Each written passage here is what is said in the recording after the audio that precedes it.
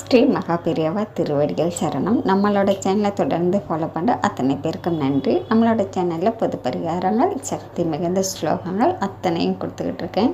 உங்களுக்கு ரொம்பவும் உபயோகமாக இருக்கும்னு நான் நம்புகிறேன். எந்த ஒரு வழிபாடும் பரிகாரமும் நீங்கள் நம்பிக்கையோட முழு மனதோடு செய்யும்பொழுது உங்களுக்கு உடனடியாக பலன் கொடுக்கக்கூடியதாக இருக்கும். இந்த பதிவில் நாம் பார்க்க போகிறது இன்றைக்கி சஷ்டி.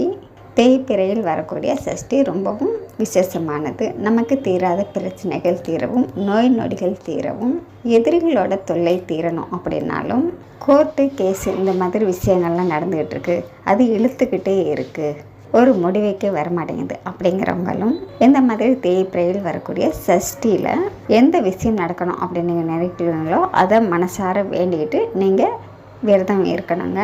விரதம் இருந்து முருகப்பெருமானுடைய ஆலயத்துக்கு போய் நீங்கள் நெய்விளக்கு ஏற்றி அங்கேயே உட்காந்து உங்களுடைய குறைகளை நீங்கள் மனதார முருகப்பெருமான்கிட்ட சொல்லிவிட்டு நீங்கள் வரலாங்க. இந்த மாதிரி நீங்கள் தொடர்ந்து செய்ய ஆரம்பிச்சிங்க அப்படின்னாக்கா கண்டிப்பாக உங்களுடைய தீராத பிரச்சனைகள் அத்தனையும் தீருங்க. நம்ம தீராத பிரச்சனைகள் தீரணும் அப்படிங்கும்போது தினந்தோறும் கந்தர் சஷ்டி நம்ம படிக்கும் பொழுது நமக்கு எந்த பிரச்சனைகளும் வராது. இந்த பதிவில் நான் கொடுத்துருக்கிற இந்த மந்திரத்தை, முருக மந்திரத்தை நீங்கள் சொல்லும் பொழுது கந்தர் சஷ்டி நீங்கள் முழுமையாக படித்ததோட பலன் உங்களுக்கு இந்த மந்திரத்தை சொன்னாலே கிடைக்கும். அவ்வளவு சக்தி வாய்ந்த மந்திரம்.